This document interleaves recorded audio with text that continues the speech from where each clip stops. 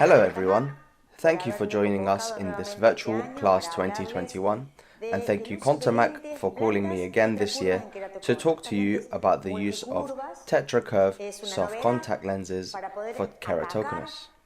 These multi-curved lenses are a novelty to be able to attack initial keratoconus and frusters and keratoconus that is continuous, and for our patients that are not aligned with the idea of putting a rigid gas-permeable lens.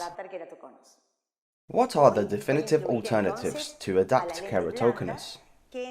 Today I am going to include soft lenses that, in general, although in some cases they were used as a basic method to place a gas-permeable lens on top, which is the piggyback method, and we normally induce our patients to use rigid gas-permeable lenses. In accordance with technology, the diameters and comfort of these lenses have increased, but ultimately we wanted to have a multi-curve lens that solves these adaptations, giving the patient possibilities of comfort and focusing on the use of the contact lenses even for sports. The soft lens has a technology where the asymmetric curves will give continuity and accompaniment to a toric cornea. Because in reality, if we speak geometrically, toricity has to do with extracting a portion of a geometric torus where the horizontal meridian is much more curved than the vertical, thus giving rise to correct meridians in the cornea with the same toricity.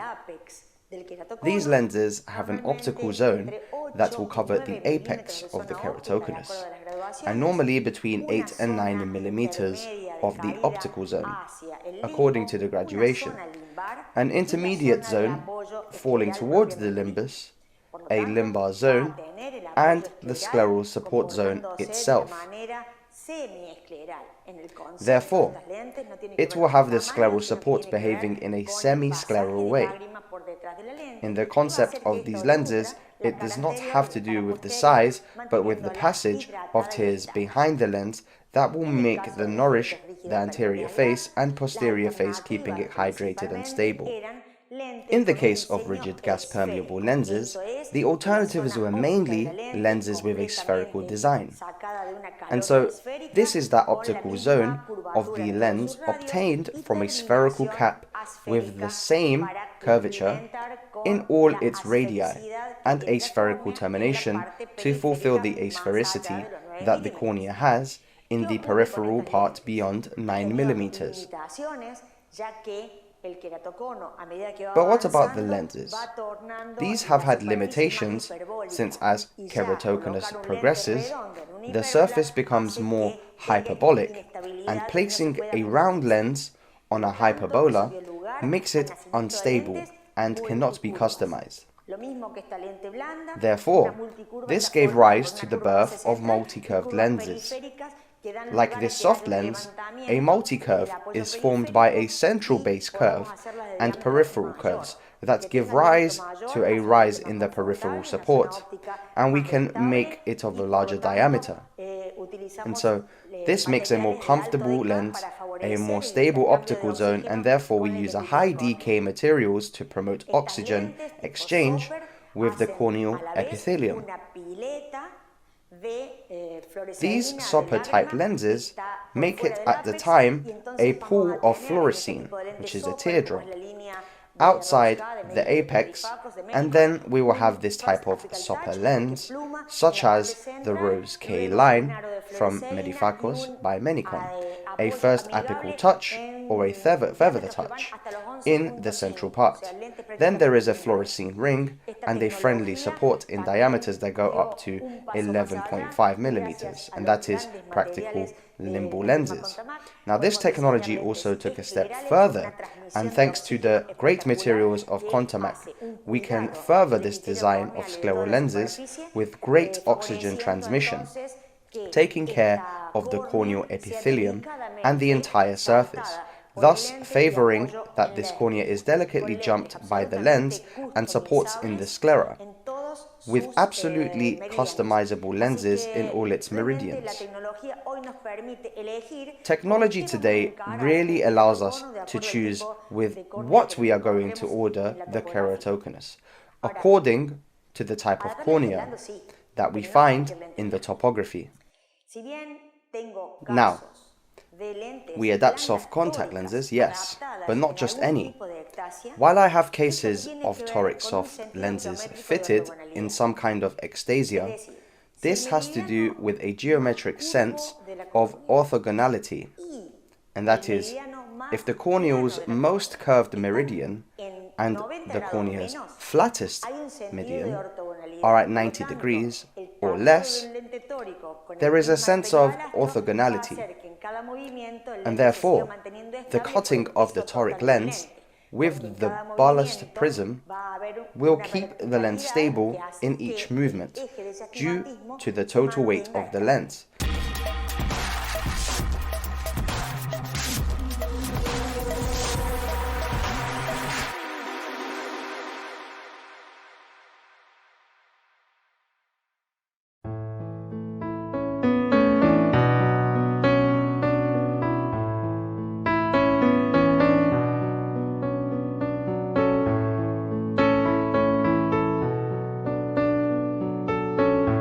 Because in each movement there will be a verticality that makes the axis of the astigmatism remaining stable. But on the other hand, if there was no orthogonality, the lens will tend with each blink, due to the scissor effect of the eyelids, and to turn and of course to change the patient's vision. And that is where we start the changes. We ask for a lens to compensate for astigmatism, then another and another. And I never managed to adapt to my patient. And so, in case you have a corneal topography and orthogonality is observed, you will have to request another type of lens. And so we see here, a toric lens can then work as this superior topography says in these cases.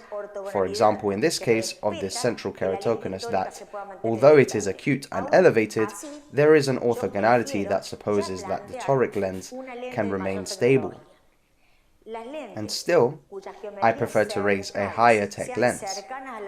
The cornea, whose central geometry is close to normal or less than 47 diopters, I can adapt it with a toric soft lens. And one where the central measurement is greater than 47, I have to think that I need something that has greater support, a greater thickness, greater stability in its optic zone to correct the total astigmatism. So if I do not do this, I will not achieve that visual acuity, which remains stable in all hours of use for the patient. Then the patient will say, yes, I put the lens on and I see very well, but after 3 or 4 hours, my vision begins to diminish, and in the afternoon I see really badly. This is not a problem with the lens itself. It is actually a problem of the choice of design. And therefore, incipient keratoconus, I can play with this possibility. As in higher keratoconus, I already have to think about technologically superior lenses. We are going to see these two topographies, and in the topography that I am marking, the axis with the lowest value, that is, the flattest axis, and the most curved are more than 90 degrees apart. And in this case there is no orthogonality, and it is very difficult to place a toric soft lens in these circumstances. On the other hand, in the pellucid marginal degeneration of the other topography, although one of the meridians is very flat and the other is very curved, marking about 6 diopters of difference between one and the other, they have an axis that is perpendicular to the other at 90-degree angle. And it is very likely that if I place a toric soft lens, it will then stabilize. But what is the secret of this? The secret is that the toric soft lens is very thin and probably does not correct this astigmatism completely, and the patient suffers from a gradual loss of visual acuity during the hours of use. To do this, my idea is to think that although keratoconus can be very comfortable, the correct lens is a soft lens specifically designed and carved for this type of cornea. And so therefore, I am going to keep the slogan of being more comfortable than a gas rigid permeable lens, and I am going to have greater freedom of movement, because the lens is going to float up to 1 millimeter and it is not going to change the vision. The lens will not jump or run instead, and this allows high performance athletes to use this type of lens and will not lose them due to a blow or a rapid movement of the eyeball. There will be not as much rubbing on the cornea as a toric soft lens. Bear in mind as well that these lenses are cut with the cylinder on the outside, but they are round, and they have a spherical construction, and we, just as we said, it's in a gas permeable one. In a permeable gas, I have a round lens with a conical cornea, and I am going to have friction at the apex. With a spherical back face fabrication toric lens on a conical cornea, probably without corneal sensitivity, but rubbing during I blink, I am going to get the keratitis over time of wear, and so therefore the idea is to make a soft lens with an anatomical construction to the surface that we are correcting, and that is the multicurve, respecting the drop towards the periphery of the amount of diopters that modifies a cornea from the central curve into the peripheral curve. And so the soft lens for keratoconus compensates for the irregular astigmatism in its entirety, even with a spherical correction. And if it does not, I can also carve a toricity on the outside with the prism of the ballast, which will ensure stability and visual acuity. Fíjense el dibujo al desnudo, el diagrama de construcción del lente. What is the fitting philosophy of these lenses? Look at the naked drawing of the lens construction diagram.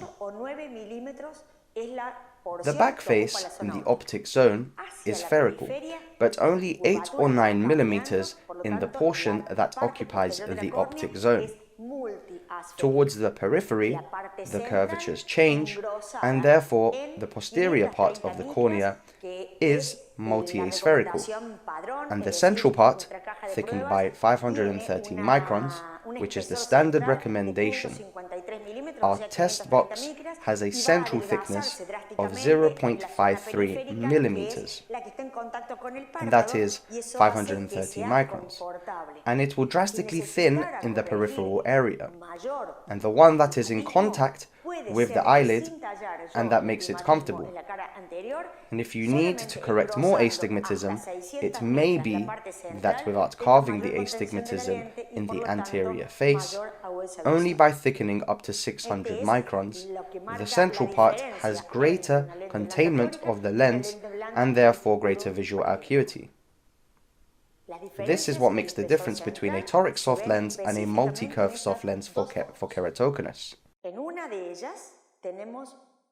The differences in the central thickness are specifically seen in these two photos. In one of them, we have a minimum lens thickness. The minimum thickness of the multicurve lens is 0.5 millimeters, or 500 microns. And taking into account that a normal cornea can be around 500 microns thick, and a cornea with ectasia less than 500 microns, up to 450,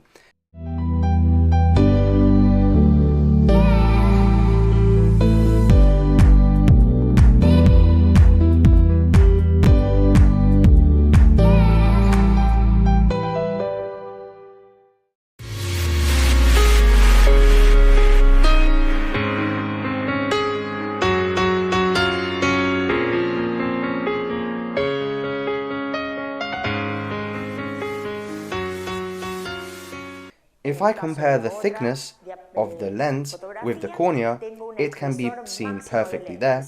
I can see that it is practically the same. In the case of the other photograph, I have a maximum lens thickness of 600 microns.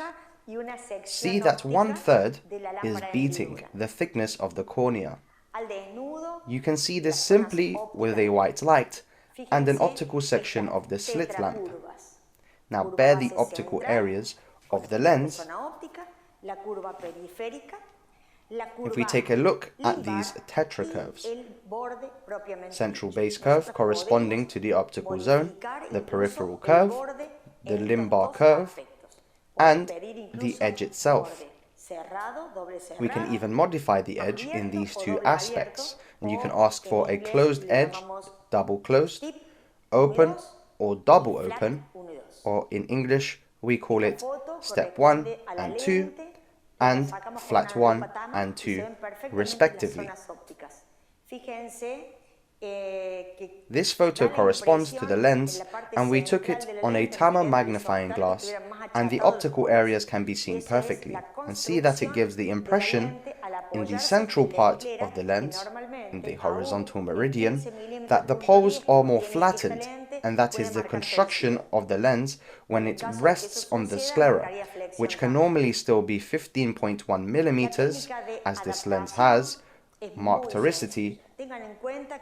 Even in the event that that happens, it will mark flexion as well. The adaptation technique is very simple. Keep in mind that it is a soft lens, and therefore we are going to determine the central base curve, not of the cornea, but of the extasia. And therefore I am going to use the sim-K values of the topography. And we are going to use a table that the manufacturer normally provides to be able to calculate the base curve of the trial lens. You can use an initial calculation of the corneal topography and then the sim-K, and then take an average of them or take the best fit sphere data. The best fit curve as a starting point to choose a lens, and taking into account that curve suggested by the topography will ensure that you completely bypass the extasia and lean amicably on the sclera. Then I am going to observe the position of the lens. The lens must be perfectly centered, with the movement when blinking must be vertical and smooth.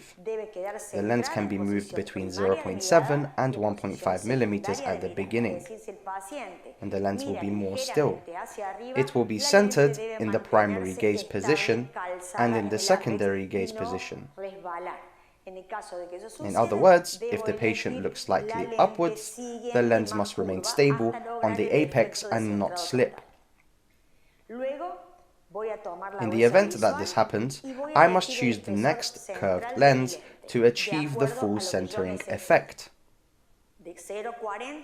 Then I am going to take the visual acuity, and I am going to choose the central thickness of my lens according to what I need, between 0.4 to 0.6, taking into account, as I told you before, that the diagnostic box is normally 530 microns thick, which is the thickness that has worked best for me in the clinical examinations that we did prior to the launch of the lens. And so then we determine the spherical power, and you will compensate the distance from the vertex if it were a province greater than 4 diopters. This is in this lens and in all the lenses that you adapt.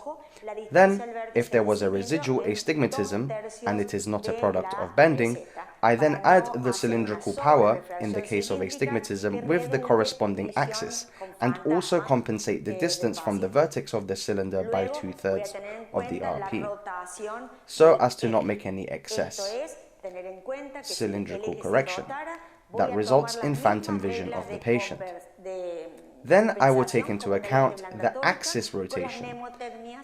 And this is to keep in mind that if the lens is rotated, I will take the same compensation rules as a toric soft lens, with the mnemonics and with added and counter subtract. If I am in favor of clockwise with the axis shift, I will add the same number of degrees to the axis and the recipe. And if I were to the other way around, I will subtract them. So each test box of this manufacturer, and all of them usually have suggestions from the manufacturer, so that you can optimize the diagnosis and the choice of the first test lens. Note here, there is a lens with excessive movement when blinking. The rotation mark of the lens is going to be displaced, and the lens does not follow the eye movement. If this happens, there is a permanent decentering of the lens and visual acuity is going to be poor. Note in the secondary position of gaze when the lens falls, and that makes the patient also have discomfort due to friction of the lens in the upper sclerocorneal limbus. The lens with little movement, on the contrary, will be off-center, but also the lens with little movement will remain centered, but it will be sucked into the sclera, making it difficult for the patient to extract, and probably also produces a red eye due to hypoxia. When a lens is too tight, what it is going to do is that the patient has discomfort throughout use and is manifesting it.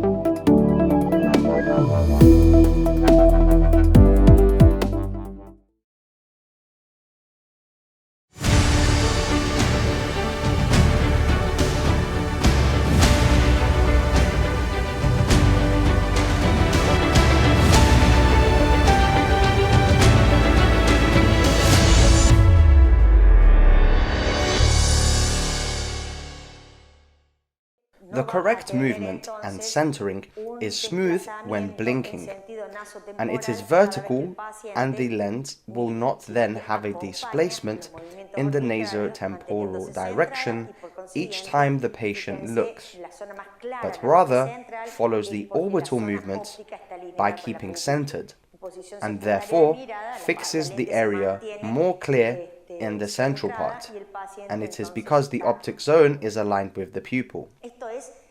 In the secondary gaze position, the lens remains centered and the patient is then comfortable. This is more than important. Whenever you work with irregular corneas, you will have to perfectly align the optical zone of the lens with the visual axis of the patient, otherwise the visual acuity is not satisfactory. And keep in mind that these patients also have reflections, and having reflections added to a lens shift produces coma aberration, and it is horrific, and the patient has phantom or double vision. If they have macromolecular fluorescein, that is, a fluorescein that they can use with soft lenses, they instill on the lens, and this will come out later when rinsing the lens, and it will mark the correct patterns of fluorograms on the lens. Even when cutting the optical section, note that the image has a first apical touch in the middle, indicating that the apex is there. And so this patient even had previous lesion in the cornea, in the area of the apex, due to the use of a rigid gas permeable lens. The patient has a glaucoma and area, and that is why it shows through the lens. Now also note that the lens has a perfect central coverage and there is a passage of fluorescein to the limbar side. And in the case of a lens that is too flat, as if the lens that is indicated as flat already touches at the apex, is very marked and the lens is off-centered. And in the case of the steep lens, already very tight, what it does is press the sclerocorneal limbus edge, and it can also happen to us, and that would indicate that the lens has a very closed base curve, and it is that it traps in an air bubble in the center of the lens and does not go anywhere in the flicker. The secret then is that it is essential to diagnose the definitive lens with a diagnostic box. So how do you correct them? By pressure of that more rigid edge in the part of the apex and the support in the scleral part, making that they want a liquid chamber closed that will interact with the lens, which is perfectly covering the corneal astigmatism, and also that exchange of tears will nourish, hydrate, and lubricate the lens on both sides. This clinical case is really a case that was a witness case of a patient with intracorneal rings who normally would not use a soft lens, but it really did not have good tolerance with rigid lenses. It has an ectopic pupil, and that is if the shape of the pupil is fixed after the second ring was placed. And the rings are also displaced with respect to the pupillary axis. And therefore, the aberration produced in this patient, which has a tremendous irregularity in the cornea, and that coma aberration does not allow the patient to achieve good visual acuity if he does not have a good centering. Can we use a scleral lens? Of course, but in this case, it is a patient with a problem with a very loose conjunctiva. And so we tried to put a scleral lens, but it was indented and it was uncomfortable. It had hypoxia. So we resorted to putting a tetracurve soft lens for keratoconus, and note that even though it is a soft lens in a quite receptive, reactive conjunctiva, those blood vessels are altered, and the patient with this type of lens is wearing them between 12 and 14 hours respectively. It hydrates them with an artificial tear and helps a lot that has a stable tear film. Here in the optical section, the intracorneal rings are perfectly visible, and there are two marks, and we put a high thickness lens of 600 microns. Observe in the corneal profile how the intracorneal rings look, and I really like this photo. It is seen that there is a good flow of fluorescein, a stable tear film, and therefore the patient has achieved really good visual acuity. 32 years, both eyes are keratoconus, and in one eye intrastromal rings, with a vision with aerial glasses of 3 out of 10, correcting to 10 out of 10 with the multicurve soft lens with an ESF of -4 and a cylindral -1 at 25 degrees, an absolutely stable lens. And when you order a lens with a toric construction on the front face, it will come with a mark at 6 o'clock, which, if it moves, will already have the cylinder displacement contemplated and calculated in the total power of the lens. Therefore, this adaptation has been very satisfactory. Thank you for listening. Encourage yourself to put a multi-curve soft-type lens on a keratoconus, because the solutions that we are providing from the design will be very well received by your patients. Thank you very much, and I hope to see you face-to-face next year in Cartagena.